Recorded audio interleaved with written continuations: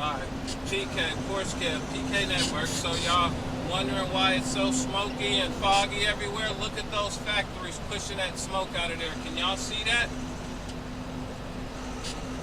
Now I'm doing my best to try to bring it to you. Hold up.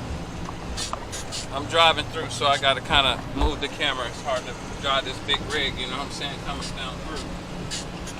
But give me 1 sec. Y'all remember to like and subscribe. So yeah, undercover boss, entrepreneur. So I'm at this other company, I'm driving.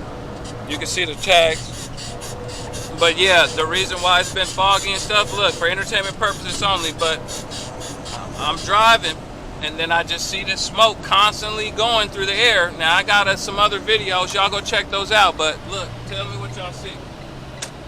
Y'all see that smoke connected to the sky like that? From that factory? Look at that. You see that? Look at the other one back over there.